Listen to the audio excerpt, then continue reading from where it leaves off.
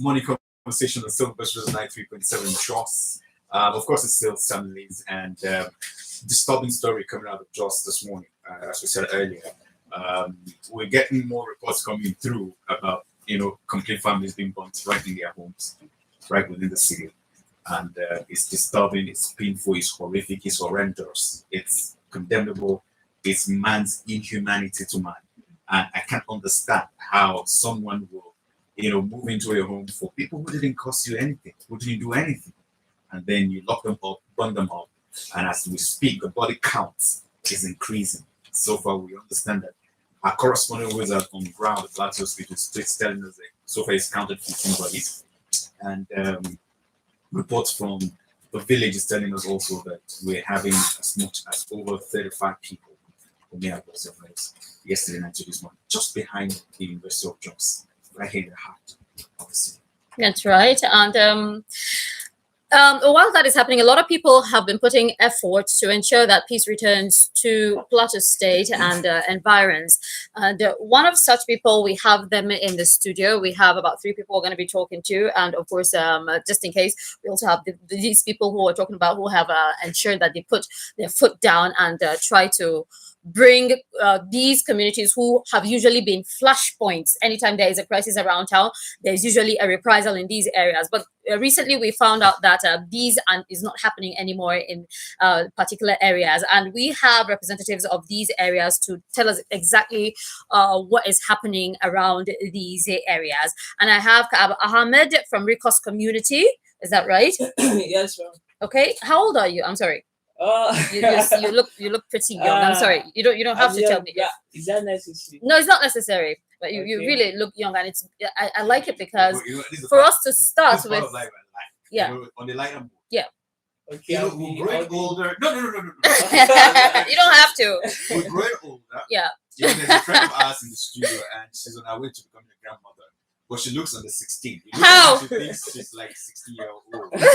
She did 40 years a couple of years back, and she was proud of it. It's 1 year back. Is it up to couple? I'll be 42 this year. Are you serious? It's up to couple? Okay. So when people talk about their age, and especially men are hiding their age. Yes, sir. It's interesting. Anyway, that's on the line. That's right. So you don't have to, but I like the idea of having a young person in the studio because starting from the younger generation, I think is something that we definitely have to do. So you're welcome to the program, Kaab Ahmed. Thank you. We have Yana John in the house also. You're welcome to the program. Thank you very much. And she's from Angwarimi, Barukuba, Angwarukuba Angwarukuba community. And then we have Kenneth Audu from Angwarimi. Yes, I will be with our community. Good morning. Okay, so we're going to be looking at how it used to be in the past and how it is now. But for a start, can we have an overview of where these communities are located and if they are boundaries to each other or not? I'm going to start with the young man in the studio. All right, thank you very much. My name is Cap Ahmed from Rikos community. That's bordered in Rikos, where we have Gwendamsa, Balakazi, then our neighboring communities like the Duse. So thank God we've been having these kind of crisis issues, but we've experienced a lot of peace, and it's because we've been going through some meeting. Like when the Afri Peace came in, we've been having these meetings that it also serve as a venue whereby both communities, that Angwendamsa, Balakazi, and then the other side, Duse communities. So when African Peace came in, they gathered us like this. We've been having this meeting not once, not twice. So they'll be going through like making efforts on the peace and making progress because they say reconciliation, and reconciliation is a continuous process. So let's take this as a reference. The previous crisis that occurs in where is that place? Where they attacked those travelers. Kuba Road, yes, thank you, Kuba Road. If it was before, I think it would be hard if these areas will not be affected. But thank God, this serves as a venue after peace that we've been having this meeting and then it served as a tool that maybe keep us together and bound. That yes, we know what to do. We don't have to fight. Something happens over there, so it should end there. Since the government is there and they intervene, that they will take action and justice is going to be done. So we should maintain our peace. So that's when the wild heads came in and they were communicating. We also have the youth leaders who also contribute positively to this peace because they stand on ground and make sure that yes, people in the community are safe. And also we have this vigilante, the hunters, and also those security, SF, security, special forces. They were there because they will serve as big, big security. Because sometimes these bad boys, if they come, maybe they won't listen to the elders because many of them are not even living in Are the these bad area. boys you're referring to members of these communities that you have said, or are they coming from other communities? Yes, they're coming from other communities Oh. because maybe they were friends with the bad boys in your community. Because maybe you will have a friend that maybe you just smoke, but those friends, they will come from other places. You don't know their habit. They might be killers. They can do anything for survival. So those kind of people, they have other interests. If they come to your area, they will try anything funny because they don't live in that area. They can cause you trouble. After they cause you trouble, they will not wait or they will not stay. They will just leave while that city or that community is on fire. So thank you very much. And then we will not forget the efforts of these Africans because it's a very welcome development, which we hope that it will go round, if not even in the resource community areas, as they are trying to expand their program anywhere. And thank you very much because we are entertaining the peace, and yes, we are seeing it. And by God's grace, we hope and we pray that we will not experience anything such like that. Okay. Thank you very much. All right, Kab Ahmed, thank you Yes. so much for that very elaborate, explanation right there. Well, we'll move to other communities which are very close to each other. Am I right? These three communities we're talking about, if not more, are close to each other. Is that right? Right. Okay. So, how do you manage? How have you managed recently? Because I know for a fact that, like I said before, when something happens in town, this particular area, Angon Rokuba, for example, Yeah, is one place yeah. that there has to be a reprisal. So I say in this particular attack, there was no reprisal at all. Okay, let's talk about what's happening now because Okay. I'm just coming from Angwerukuba. Okay. There's no, in fact, I passed there because a lot of people were like, "Are you going out?" I said, "This is not the Angwerukuba of then." Why? Because AfriPeace have done it, and it's not as if AfriPeace brought people from somewhere. They used people of the community. So right now, unlike before, the sweetest thing about AfriPeace is their approach. In the past, you sit down, you see somebody's maybe sitting, maybe you have a top government official coming. He cannot do it because he's not peace there. Now, AfriPeace came with a very wonderful strategy, which is what is our strength as a community peace advocates. They start from the bottom, top approach, which is very wonderful because we are there with them. We're not going out. It's not as if like what happened yesterday. Now, Angwarukuba, it's like a heart of Just North. It's one of the largest world. We have every tribe, the good, the bad, and ugly in Angwarukuba. So with what is happening, it's so amazing that not even one stone was mounted. The clergies are out, neighborhood works, the youth people with the traditional leaders. And why? Because at some point, AfriPeace brought us together, not like somewhere else in our communities. We sit down, we promote the peace. It's so painful yesterday. Some of that, practically, somebody held me yesterday and said, "You people preach peace. We can hear." You could virtually hear people calling around 9 in the night. Ordinarily, the guys would have gone across. But because people have come to understand, the question I asked yesterday is because they're like, "You people preach peace." I said, when you go there, will you avenge for the person that really, because right now you mount this roadblock. Do you think that person is stupid to go kill your relative and come on you end up killing an innocent? So how do we do it? It's just about patience. Now, how long has this intervention been going on to have this effect? Since 2019, since AfriPeace came on board. Okay. And then it might look gradual, but community work. The interesting thing is no matter how little it is, at times. And it's so unfortunate that we've been preaching peace on a lighter note. You go to the market, you discuss with them in the church, you meet the community leaders, maybe when they're having their traditional meetings, you talk to them about peace. As at then, it's very acceptable. But now, how many people? I know of a family that 7, as I speak with you right now, 7 dead. I based in Campbell community. Virtually, that's not where the event happened, but in that community, not less than 7 homes have been affected. I mean, people were crying. As in, where are you going to? As in, you can hear it's painful.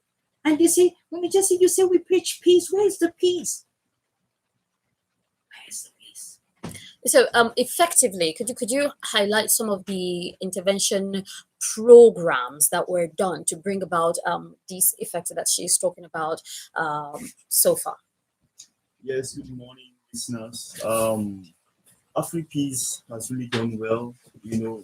There is one of the approaches that AfriPeace uses, which is the bottom-top approach. AfriPeace believes that peace is the business of everyone. So we don't have to start from the top. We have to start from the bottom. Exactly. And engaging, communities, different stakeholders in the communities, the youth, women, elders, wardhead, And is this synergizing. basically when you say engaging, what are we talking about? Is this town hall meetings? What exactly do we do? You preach and you act it.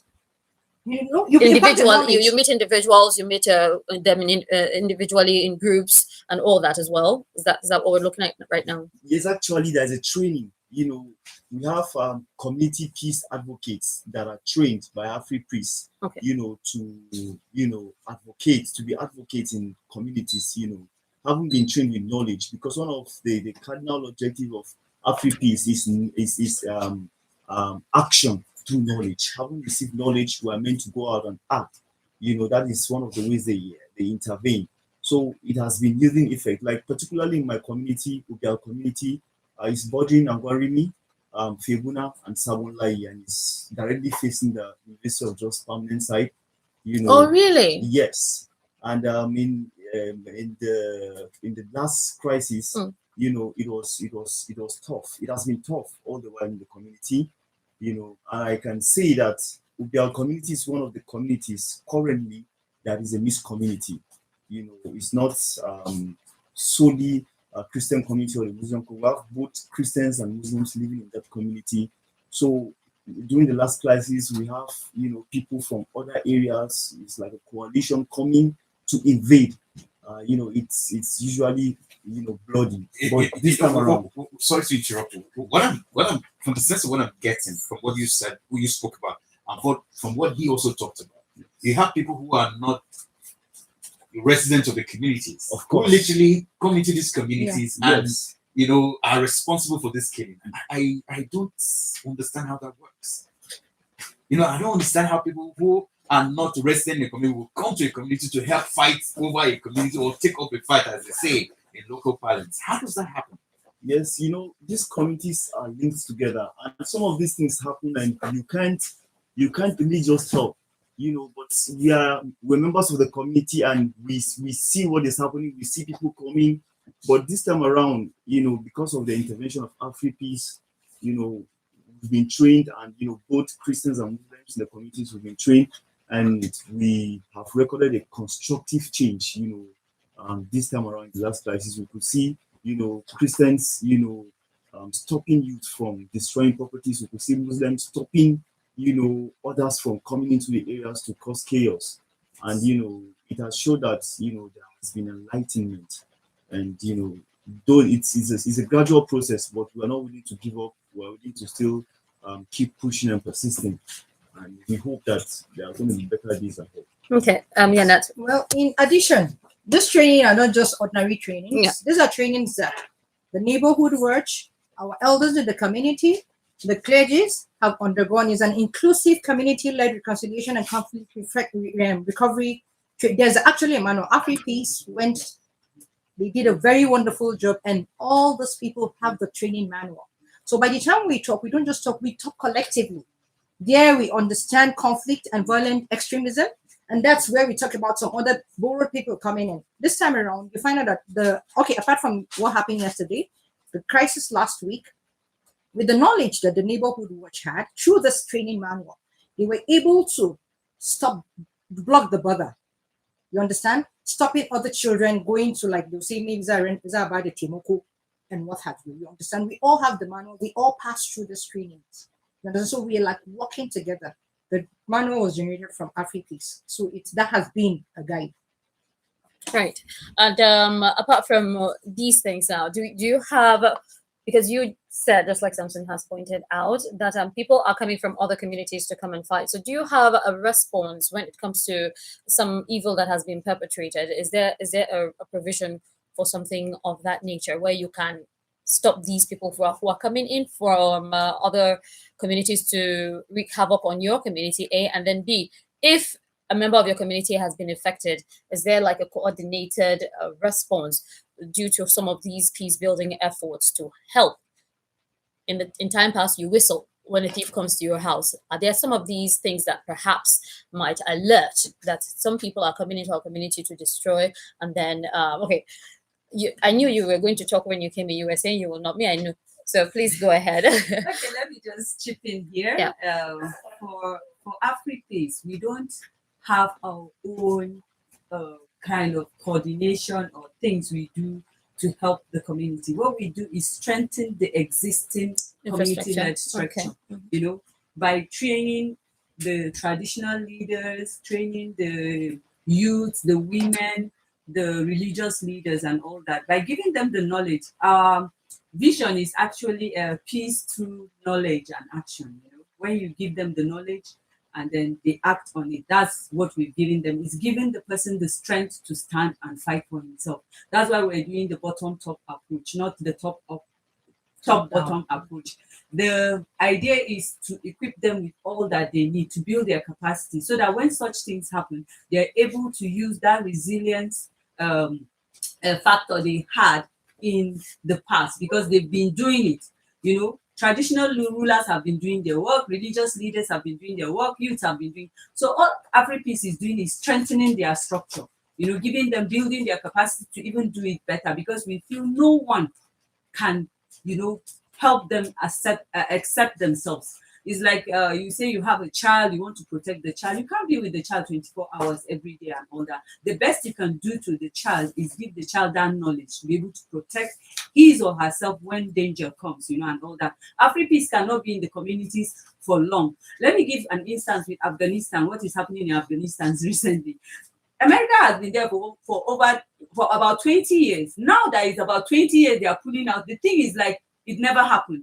And I want to believe it's because maybe they didn't use the local content. When you use the local content, the people in the community will own the process and understand the process and even teach you on how to make them powerful to fight their enemies. But when you take over the whole show, but by the time you're leaving them as a toothless bulldog. They will not be able to do anything. And when the things come, your time is up. Like for AfriPeace, of course, so maybe someday we'll say, okay, we're supposed to go to another community to do this. So what happens to them? So all we do, our own, is to give them the knowledge so that they will act positively, constructively. Thank you very much. All right. So what would you say the basic challenges have been after these or during these trainings to ensure that the community owns, all these trainings and is able to keep peace in the community? What would you say the challenges have been?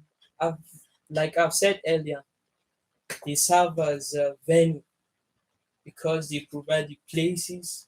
They call us for meetings where we come and meet. The different communities, like the Muslims and Christians, come in and then in one place, then they will be having this kind of training about peace. Even they will teach you how to, reconcile in terms of conflict, and then why or when conflict develop to a stage that it will break to disagreement, that both communities will stand and then fight themselves. So in this action, we say confrontation. There's this confrontation that maybe people from other places will be hearing about problems, that there are different killings, silent killings, and this will stick into people's mind. They'll be saying, oh, look at them, they are killing us. Why are they killing us? Is there justice? Maybe we should just find justice ourselves. So it's not like that. People are encouraged to maintain the peace they are having. Because now, if we say we continue with, if you kill me, I kill you, it will never stop. But what if you forgive? It will be better than revenging. Okay. I'm gonna. Okay, you want to? Yes, just to add to what you have said, I think with what just happened yesterday, I am directly affected. Okay. My family have about 7 to 8 members of my family killed in that incident. But just like it is said that the most expensive peace is better than the most cheapest war. It took me courage, to be in the studio to still talk about peace. I'm in pains, but peace is best. You can never have anything better than peace. This has been one of the challenge, having been trained, having, tried to intervene in these communities and, talking to people about peace. And then this kind of reoccurrences, happening again. And then you find people challenging, just like Mrs. Yan had said, you have people challenging you, been preaching peace, talking about peace, and look at what has happened, Wait, I'm going to take you back a little bit. You said the incident that happened yesterday. Yes. Direct family members. Yes. Of yours were affected. Yes. 7 of them. Yes. And okay, now maybe. Yeah. So it's painful, and I want to ask, and this for us as journalists, this is you are training to also act a tough person. So just to find out, what could have been responsible for this? Is there anything that could have led to this? Because it appears, as I'm talking to you, I'm having a few of my international friends, from international media houses are calling me as we speak on this show, and are finding out there like, why is this going on? Why? What's responsible for this? Because it appears that nobody's telling us the truth. It appears government appears not to be telling us the truth. It appears maybe the security agents are not telling us the truth. It appears the religious leaders are not telling us actually what the truth. You're a citizen. Can you tell us what is responsible? Why do we have this kind of inhumanness? Well, in every situation, there are remote causes and there are immediate causes. There has been a situation in Kubaru, like Kaab rightly said, and in that very community, there has been a situation, a land dispute, that broke out, I think, some few days before the Kubaru incident. That's right. And there is still, grudges being nursed in the heart. And the government, haven't, been informed about this. I think have not properly intervened in these communities to put heads together with the ward heads, with the leaders of the community to tackle this issue. They just left it at a level at which it is. It has happened, and then what else? Without getting to the root of the problem, it's just like throwing away the baby with the bath water. Just because the baby put in the water. Now the painful, just a minute. Now the painful part from what you've said to me is that these lives that were lost yesterday could have been saved. It was avoidable. Yeah. It's an avoidable situation. Yeah. It's something that if we stepped in at the right time, if we had intervened as people, as state institutions, and as state actors, this would have been prevented. That's what you're saying. Yes, and in fact, yesterday, from reliable information, there were early warning signs. In every situation, crisis situation, there are early warning signs which we neglect. That would have saved the day. There is a breach.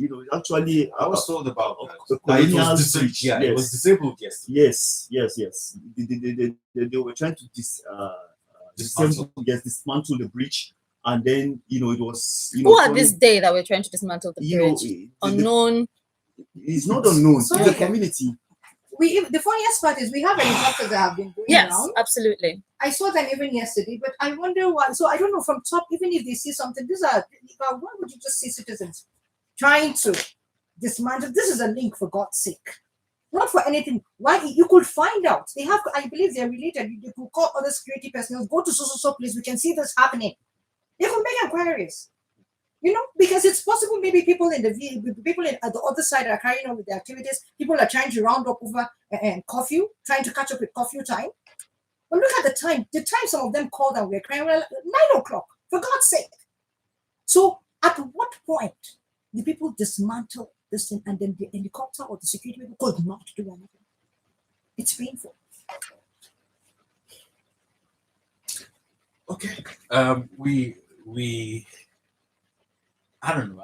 I'm short of words. Yeah, you want to say something Yes. else, but because I want to Still speak in more on- addition, because this is probably somebody could help me could help me answer this, because AfriPeace have laid a very wonderful foundation. You can see how people you've spoken to about peace are responding.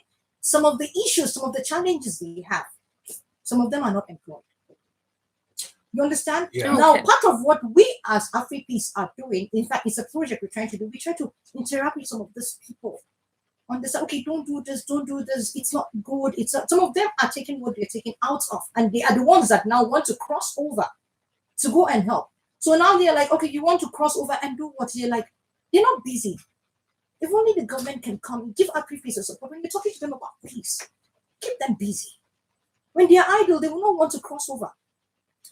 So Empower them. your community is like a shining example Definitely. of if an intervention is done and done rightly, Yeah. it can prevent So you know well. some of the things that we're witnessing. So well. And it's saddening for me, most especially that having been in the front line of covering several crises in the city and beyond, that when you see, like as we're getting the information now, pregnant women as young as 3 years old, it's part of these victims we're talking about. I can't sleep. I can't, especially when you know that these lives could have been saved. So from what you said, I think is to go out to state institutions, and Yeah. we must emphasize that government at all levels, whether at the state, local government, where we are, must be deliberate. Yeah. We've had several information, some intelligence report, and just as you said, there were an impending issue which was left which was not unattended to, which could have been avoidable. If somebody has stepped in and just do a bit of What needs to be some done. work, yeah, it could have saved the situation. We'll take a break, and when we come back, we'll just talk with our friends again, and then we'll wrap up the show. Sorry, my phone's up. You're recording me, Dan. Yeah, so I want to get everything. You know, he was saying that his uncle, Yes, his uncle is affected with his children. His hands were cut off. I didn't want to ask that question. That was why I just shut up, because I was about to just ask. Her house was caught. She had a gunshot. She was crying. We should come and take her to hospital. I was just pleading. There's no how we can go there. And she was crying that she doesn't know if she can survive to this moment. It took me courage to come to the studio. I was calling down there and I was calling busy, not reachable. I don't know if she's dead or she has survived it. And I think most of the population in my family is just 3 adults. The rest are kids. Because the other uncle was in their house. I'm sure that's why he escaped. If he was there, man, he would have been part of He it. just left that very community to come to work within jobs. That was And just yesterday, his. you think that That was we're talking, just we his had a meeting salvation. with them yesterday now, peace and all that. You think that I didn't even know what was happening. I just came, I saw them, they are moody face. I said, why are you looking moody? Then they now told me. And I said, I don't even know what to say, because for him, he said he didn't even want to come here. But he was contemplating, okay, even if he stayed back, maybe let him come and learn his voice, maybe it would help to some extent. Because he said right now the count so far is about 7 members of his own family. The one that he can Only his family. only his own family. And this one man is their wow. We are standing here like As I'm leaving living the studio, boxes. I have to go directly to that place. I'm supposed to have been there, but I have to come to the studio before going to that place. just to keep reaching the peace. Yes, no, wow. Because that bridge now, they should have put some security, whatever here. You have this explanation, and then you are not doing anything. For people to be dismantling it, they should mount a security there and then stop it, let them stay all through the night. Because I'm sure maybe the bad people entered the town strategically, positioned Already. themselves, then removed the.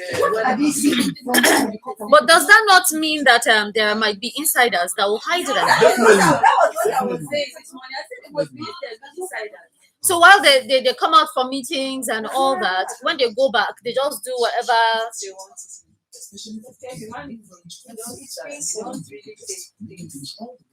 I don't know if I like I always say I've not even seen dogs fighting. It has been long since when I was Cat and dog, cat and dog mama. We have replaced them in the Look at fight. But apart from the peace building process, now I think another issue is trust. Trust. That's Yes. part of the pillars. If you check the manual, there is trust. Okay. To build trust. Then reconciliation. Yeah. As I said, All that this it's process not- is there. it's here. Okay. It's not like the reconciliation is automatic. It has to be a gradual process. You have to gain So each maybe other's you trust. can give us some of these one so that some of the communities that are listening might just pick one or two things that would help if it's possible. Would really appreciate that because Kai. Ana ce peace wani yana boye wani a gidan shi ya sani fa amma ya fito yana ji. That is what we're saying. Having been reaching out to these people, Thank you'll you, be Diana. making effort. The The people already have. put them to a particular level. Tingani, uncle level, neyafiwa, uncle level, Yes. forgiveness, and then just These all of a things sudden you happen. stab the person again.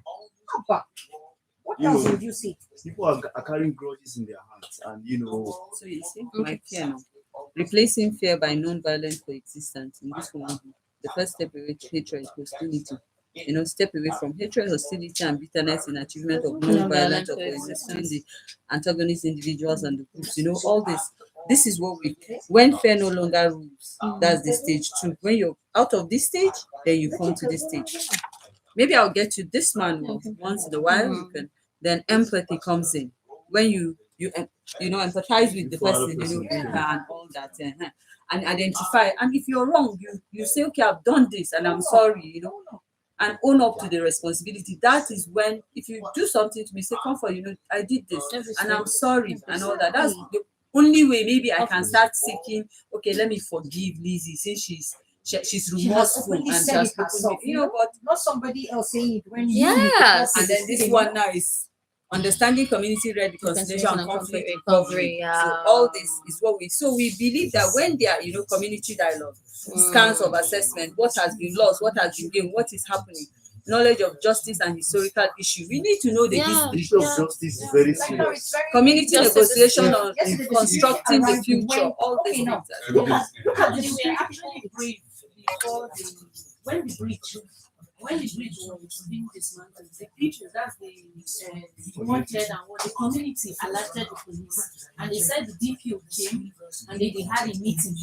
And then he said the bridge should not be destroyed. But what I expected from the security, the amount of security there, ensuring that that bridge, Yes. they just talk, And left. Is it talk that's everybody's Now, talking? now like this. No, okay, action. now I what think about you need to this say man this thing here. in Angorukuba right They were now that I'm informed. talking to you. Thank you, when the victims in the Angorukuba are crying over their dead people, there. It's hurting. It's hurting. You're looking at where were you when my people were making phone calls to come and protect you guys? Did not go there. Even with the As at effort, 9 p.m. even And with now the you are effort, mounting the security for the what the nonsense? disheartening thing is that You need to see what is happening. things are happening. Right now, you need to We see know them. five People are men in coming to Angorukuba cry. now. And then Not that I when was there's told, no I saw justice, it. nobody is You say your responsible evidence for was these that. things. In fact, one of the disheartening things and one of the breaking things is that there is no justice. That's what I'm just telling Dave now, who works for China this thing. That's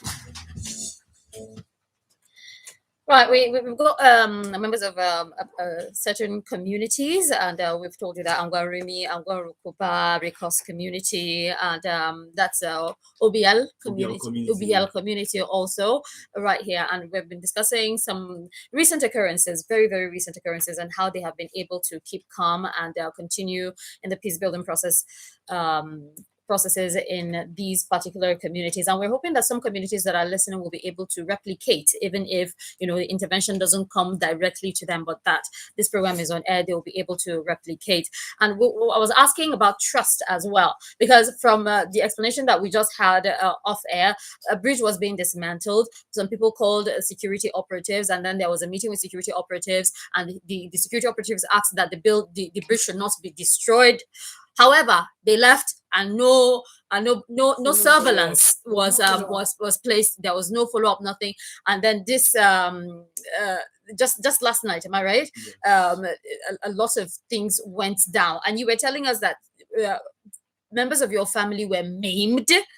Am I right? So their hands cut off, and you lost about 7 of your family members, including children. Of course. Right. Now, I now asked Comfort, I said, does that not mean that there might be insiders in the community who actually come for these peace meetings and then go right back, knowing fully well that they are housing some of these people? So how do you build trust? Also, because I think it's a very, very key ingredient. So maybe you can highlight how the trust can be built, and of course, probably some other ingredients that other communities could copy from who are listening to us. Okay, trust building in peace building process is very important, because that's the stage where both warring parties, we need to earn. I would say earn, because you need to show that you're ready to let go, and you've forgiven, and you're ready to coexist together. So the trust building is something that is gradual, but you need to prove yourself that, okay, you're ready for peace, you're ready to correlate as human beings. We always say that, like I would say, I put it up sometime after a meeting we had with them.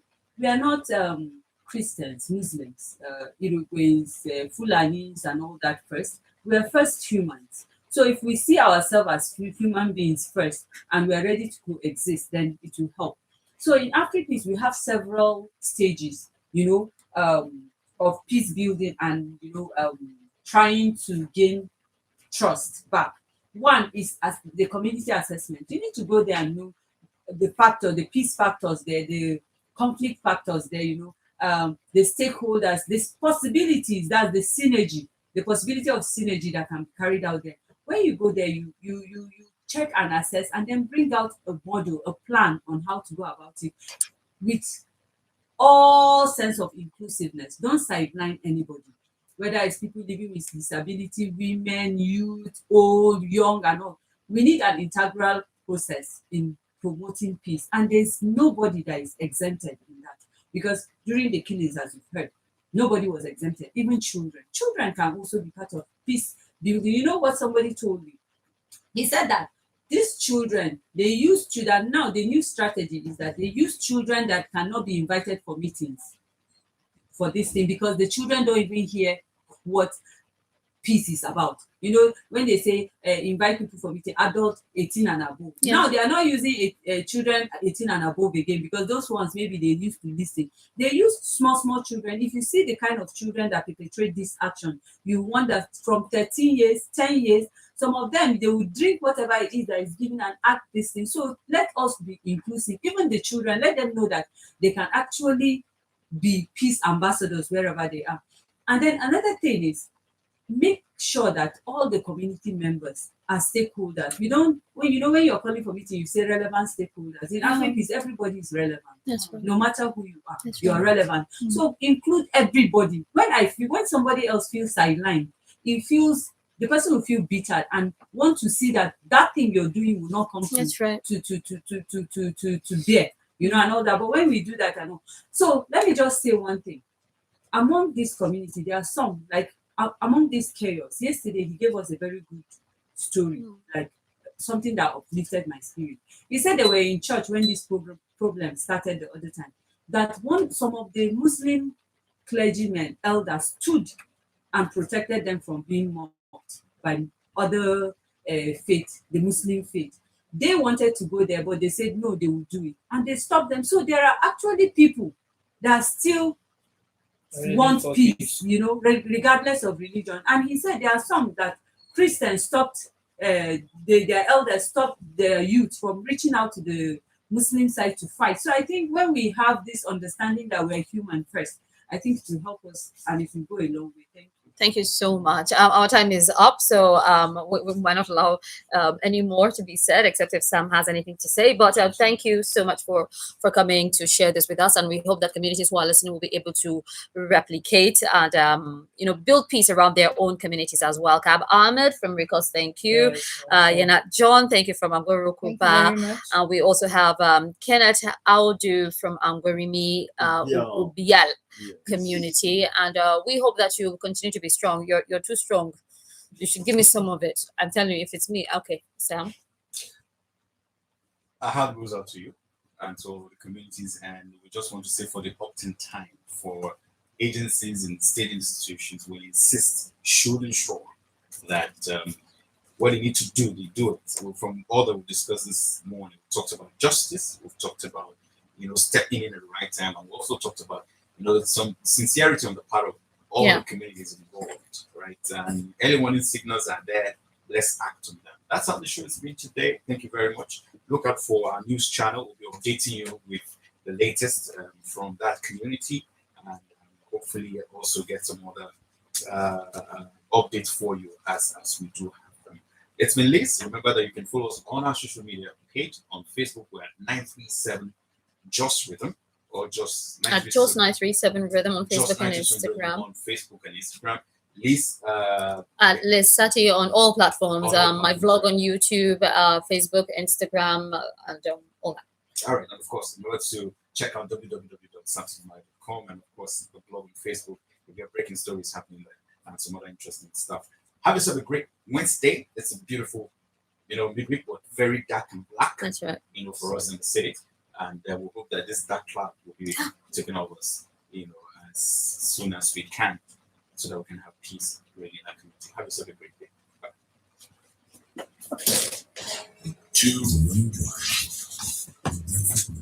Okay, we'll have some bit of interview with you guys. Let me reach my guys. Wow. Maybe later.